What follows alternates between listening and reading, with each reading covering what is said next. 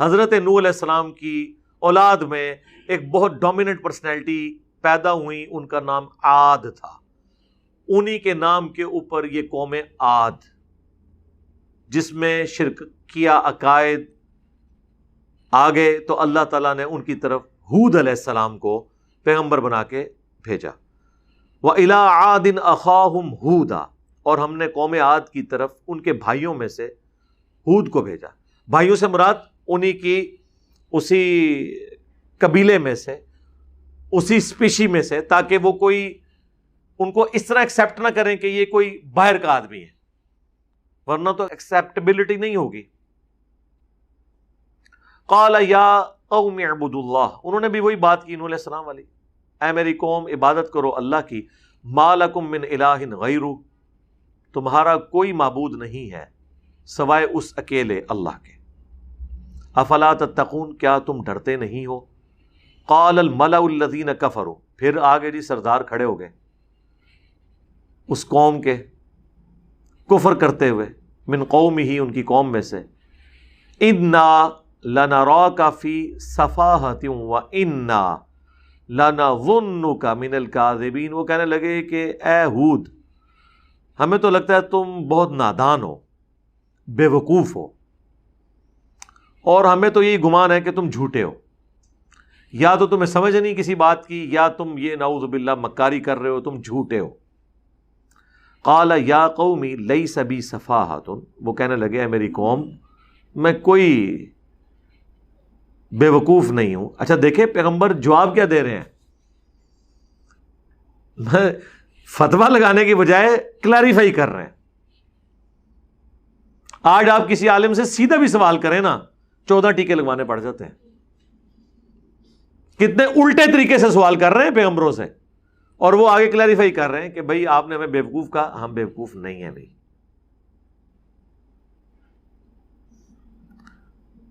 وَلَٰكِنِّي رَسُولٌ مِّن رَبِّ الْعَالَمِينَ، بلکہ میں تو رسول ہوں اس رب کی طرف سے جو سارے جہانوں کا پالنے والا ہے۔ اُبَلِّغُكُمْ رِسَالَاتِ رَبِّي، اور ڈیوٹی کیا ہے میری، تاکہ میں پہنچا دوں تمہارے تک میرے رب کا پیغام۔ وَأَنَا لَكُمْ نَاصِحٌ أَمِينٌ، اور میں تمہارا خیر خواہ ہوں اور بڑی دیانتداری سے یہ اللہ کا پیغام، اس کی دھمکی تمہارے تک پہنچا رہا ہوں۔ اب عجبتم ان جاءکم ذکر من ربکم، کیا تمہیں اس بات کے اوپر تعجب ہوا ہے کہ تمہارے رب کی طرف سے تمہارے پاس نصیحت کی بات آ گئی ہے، علی رجل منکم، ایک ایسے مرد پہ جو تمہیں میں سے ہے، لینذرکم، تاکہ وہ تمہیں ڈر سنائے۔ یہ وہی الفاظ ہیں جو نوح علیہ السلام کے تھے، لیکن اب ایک چیز ایڈ ہو گئی ہے عبرت کے طور پر، یہ ہے کانٹے کی بات۔ وَاذْكُرُوا إِذْ جَعَلَكُمْ خُلَفَاءَ مِن بَعْدِ قَوْمِ نوح، یاد کرو اس وقت کو کہ جب قوم نوح کے اوپر عذاب آیا تھا تو اللہ نے کافروں کو ہلاک کرنے کے بعد تمہیں زمین پر اپنا خلیفہ بنایا تھا، یعنی اس وقت تو سارے تم لوگ مومن تھے۔ وہ وقت یاد کرو کہ نوح علیہ السلام پر ایمان لانے والے جو بچائے گئے تھے وہ تم ہی تھے نا، تمہارے باوجداد، اور اللہ نے تمہیں زمین پر بسایا تھا۔ قوم نوح کے تباہ ہونے کے بعد ان کے اہل ایمان جو 78 لوگ تھے ان کو، وَزَادَكُمْ فِي الْخَلْقِ بَسْطَةً، اور بڑھا دیا تمہیں اللہ تعالیٰ نے جسمانی لحاظ سے، قد و قامت کے اعتبار سے، یعنی طاقت دے دی۔ فَاذْكُرُوا آلَاءَ اللَّهِ لَعَلَّكُمْ تُفْلِحُونَ، تو یاد کرو اس اللہ کو، اس کی نعمتوں کو، تاکہ تم کامیاب ہو سکو۔ یہ تھوڑی نعمت تھی کہ تمہارے آباء و اجداد ایمان کی وجہ سے بچائے گئے، آج تم ان کی نسلیں کفر اختیار کر رہے ہو، تو اللہ تعالیٰ کی اس نعمت کو یاد کرو۔ قالوا اجئتنا لنعبد اللہ وحدہ، تو کہنے لگے کیا تم ہمارے پاس اس لیے آئے ہو کہ ہم اکیلے اللہ کی عبادت کریں؟ وَنَذَرَ مَا كَانَ يَعْبُدُ آبَاؤُنَا، اور ہم چھوڑ دیں ان ہستیوں کو جن کی عبادت پہ ہم نے اپنے آباء و اجداد کو پایا ہے۔ یعنی ہم اپنے بزرگ بابوں کو چھوڑ دیں، یعنی ہم یہ کہنا شروع کر دیں کہ باب شاہی کوئی نہیں.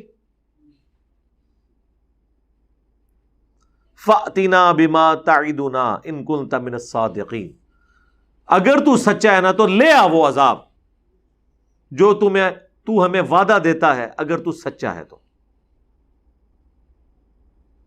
اب ظاہر ہے کہ عذاب لانا تو پیغمبر کے اختیار میں نہیں ہوتا، پیغمبر تو صرف دعوت دیتا ہے، اللہ ڈیسائیڈ کرتا ہے کہ اس قوم کا ٹائم کب پورا ہوگا، وہ پیغمبر کو بھی نہیں بتایا جاتا. ورنہ تو ظاہر ہے پیغمبر کے لیے بھی وقت گزارنا مشکل ہو جائے. مجھے بتائیں نوح علیہ السلام کو اگر اللہ تعالیٰ بتاتا کہ 950 سال کے بعد یہ سب کچھ ہونا ہے، وہ 950 سال تو ان کے لیے 9,500 سال بن جانے تھے، کیونکہ انتظار کا تو ایک ایک لمحہ کتنا مشکل ہوتا ہے. ہمیں کوئی بتاتا کہ جی آپ کی یہ دعوت کو جو عروج ہے 2021-22 میں جا کے ہوگا، 2008 میں جب کام شروع کیا تھا تو یہ 14 سال جو ہے یہ 1400 سال کے برابر ہوتے ہیں ہمارے لیے. انسان فوراً رزلٹ اورینٹیڈ ہوتا ہے نا. ابھی تو انشاءاللہ بہت منازل باقی ہیں انشاءاللہ تعالی. تو اس لیے اللہ تعالیٰ اس کا فیصلہ جو کرتا ہے وہ پیغمبروں کو یا دین کا کام کرنے والوں کو نہیں بتاتا. صحابہ کو نہیں پتا تھا کہ یہ دین کا غلبہ حضور کی زندگی میں ہونا ہے یا بعد میں ہونا ہے. اسی لیے تو حضرت عمر نے تلوار اٹھا لی تھی حضور کی وفات کے اوپر، کیونکہ وہ سمجھتے تھے کہ ابھی رومن اور پرشین امپائر گری نہیں ہے اور اللہ کے نبی کا وعدہ ہے. قرآن میں اللہ نے وعدہ کیا ہے هو الذی ارسل رسولہ بالہدی ودین الحق لیظہرہ علی الدین کلہ. تو انہوں نے یہی اجتہاد کیا جس طرح موسیٰ علیہ السلام 40 دن کے لیے کوہ طور پہ گئے تھے پھر واپس آ گئے تھے، تو نبی علیہ السلام بھی واپس آ جائیں گے. اور یہ تو ان کو بالکل نہیں پتا تھا کہ میں بھی خلیفہ بنایا جاؤں گا اور میرے دور خلافت کے اندر یہ سب کچھ ہوگا، جب تک ہو نہیں گیا. بہرحال اللہ کی حکمت ہے اس کے اندر، ورنہ انسان کے لیے زندگی گزارنی مشکل ہو جائے. اب حضرت ہود علیہ السلام نے میٹھی میٹھی دعوت کے بعد بڑے سخت لفظ استعمال کیے. قال، فرمایا اللہ کہ اس پیغمبر نے، قد وقع علیکم من ربکم رجس وغضب، بے شک تمہارے اوپر تمہارے رب کی طرف سے گندگی اور غضب ہو چکا ہے. یعنی یہ تمہارے دماغ کی گندگی ہے اور تم پر اللہ کا غضب ہے کہ تم وقت کے پیغمبر کی دعوت کو قبول نہیں کر رہے، جبکہ ایک پریسیڈنٹ سیٹ ہے، تمہیں پتہ ہے کہ پہلے عذاب ہوا تھا کافروں کو. اتجادلوننی فی اسماء سمیتموہا، کیا تم ان ناموں کی بنیاد پہ جھگڑ رہے ہو جو رکھ لیے ہیں تم نے وآباؤکم، اور تمہارے آباء و اجداد نے. ان ناموں کے اوپر لڑ رہے ہو. جس طرح آج ہم لوگوں کہیں گے قرآن میں یہ لکھا ہے، حدیث میں لکھا ہے، وہ سیدھا کہتے ہیں جی آپ داتا صاحب کو نہیں مانتے، ہاں آپ غریب نواز کے منکر ہیں، آپ غوث پاک کو نہیں مانتے. تو ان کے آگے بھی یہی آیت پڑھا کریں آپ، جسے فٹ اسے گفٹ. کیا تم ان ناموں کے ساتھ ہمارے ساتھ جھگڑا کر رہے ہو جو تم نے اور تمہارے آباء و اجداد نے رکھ لیے ہیں؟ ما نزل اللہ بہا من سلطان، اللہ نے ان کی کوئی سند نازل نہیں کی. اچھا ان بزرگوں کی بھی کوئی اللہ نے سند نازل کی ہے؟ پڑھتے ہیں قرآن سے، الا ان اولیاء اللہ لا خوف علیہم ولا هم یحزنون، نام ان کے لینے شروع کر دیتے ہیں. اور یہ تو قرآن کے بعد آئے ہیں. قرآن کے زمانے کے اولیاء تو صحابہ اور اہل بیت ہیں. نہیں جی وہ سلسلہ قیامت تک جاری ہے. قیامت تک جاری ہے تو پھر آپ کا فرقہ کون سا ہے؟ جی میں بریلوی ہوں. تو پھر یہ اشرف تھانوی صاحب بھی وہ ولی اللہ ہی ہے نا؟ اور نہیں جی نہیں مریض الامت ہے. نہیں وہ تو دیوبندی تو اسے حکیم الامت کہتے ہیں. اور جی وہ کہتے ہیں نا، تو کون ہے؟ کہتے ہیں جی احمد بریلوی صاحب. نہیں وہ دیوبندی تو انہیں کہتے ہیں مجدد دین بدعت. اور جی وہ کہتے رہے نا جی ہم تو مانتے ہیں نا جی. یعنی بزرگ اپنے اپنے، یہ اولیاء اللہ نہیں ہے، یہ فرقوں کے اولیاء ہیں. یہ صرف اولیاء ہیں، یعنی کہ من دون ہی اولیاء، اللہ کے مقابلے پہ جو سورۃ الاعراف کے سٹارٹ میں آیا تھا، من دون ہی اولیاء. اولیاء کا خوب یہاں پہ ذکر ہوگا سورۃ الاعراف میں. اللہ نے کوئی ان کی سند نازل نہیں کی. فانتظروا، پس انتظار کرو تم. انی معکم من المنتظرین، میں بھی خود انتظار کرنے والا ہوں. میں کون سا عبد القادر جیلانی ہوں کہ نگاہ ماروں اور تمہیں بھسم کر دوں. میں تو رسول ہوں. یعنی یہ بھی رزلٹ اس میں نکل رہا ہے نا. کہیں گے کتنے لکھے ہے؟ لکھے ہے نا. جس صفحے پہ یہ لکھا ہے کہ عبد القادر جیلانی قبر میں آ جائیں گے فرشتوں سے جھگڑا کرنے، اسی صدر میں یہ بھی لکھا ہوا ہوگا نا. جب آپ اس طرح کی ڈاکٹرن کھڑی کریں گے تو ہم پھر اس کے جواب میں یہی بات کریں گے. تو میں بھی انتظار کروں گا کہ اللہ فیصلہ کرے. اس آیت کا نمبر کیا ہے سورۃ الاعراف میں؟ 71. 71B جو میں نے ریکارڈ کرایا تھا نا، اس میں نے یہی آیت پڑھی تھی، اور میں نے اسی آیت کی نسبت اس لیکچر کو دی تھی.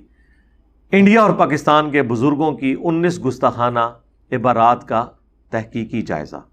وہ خیر by chance he 71 number lecture تھا، تو میں نے پھر قرآن میں نا اس کی کوئی نسبت تلاش کرنی تھی، تو یہ مجھے پھر نسبت ملی.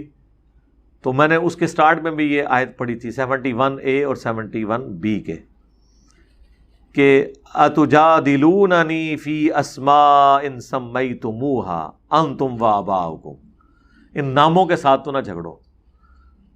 تو خیر اس کے بعد پھر میں نے آپریشن کیا ان ناموں کا، اور رزلٹ آپ کے سامنے ہے.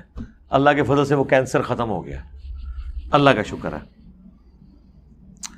فَأَنْجَيْنَاهُ وَالَّذِينَ مَعَهُ، تو نجات دی ہم نے حضرت ہود کو اور ان کے ساتھیوں کو، برحمت منا، اس رحمت سے جو ہماری طرف سے خاص تھی. وَقَطَعْنَا دَابِرَ الَّذِينَ كَذَّبُوا بِآيَاتِنَا، اور کاٹ کے رکھ دی ہم نے جڑ ان لوگوں کی جو ہماری آیات کو جھٹلایا کرتے تھے. وَمَا كَانُوا مُؤْمِنِينَ، اور جو ایمان لانے والے، بات ماننے والے نہیں تھے. اللہم احسن عاقبتنا فی الامور کلیہا واجرنا من خزی الدنیا وعذاب الآخرہ. رضیت باللہ ربا وبالاسلام دینا وبمحمد نبیا. اللہم من احییتہ منا فاحیہ علی الاسلام ومن توفیتہ منا فتوفہ علی الایمان. آمین. پھر جی حضرت ہود علیہ السلام کے ساتھ اہل ایمان بچ گئے. قوم ہود کے اوپر عذاب آیا، بڑا سخت عذاب آیا. 7 راتیں اور 8 دن تک مسلسل ان پہ آندھی چلتی رہی. کٹے ہوئے کھجور کے تنوں کی طرح وہ گرے پڑے تھے. کیسے وہ لاشیں بکھری پڑی ہوئی تھیں ان کی. اہل ایمان بچ گئے. اب دنیا میں صرف اہل ایمان ہی ہونے چاہیے تھے، لیکن وہی پھر سائیکل ریپیٹ ہوا. تاریخ اپنے آپ کو دہراتی ہے. حق اور باطل کی جنگ کشمکش جاری رہتی ہے. پھر اس امت کے اندر وقت گزرنے کے ساتھ ساتھ مشرکانہ اوہام، شرکیہ ایکٹیویٹیز، دنیا کی محبت کے غلبے کی وجہ سے، شیطان کے انفلوئنس کی وجہ سے، نفس کے غلبے کی وجہ سے آنا شروع ہوئی. پھر 2 پارٹیاں بن گئی.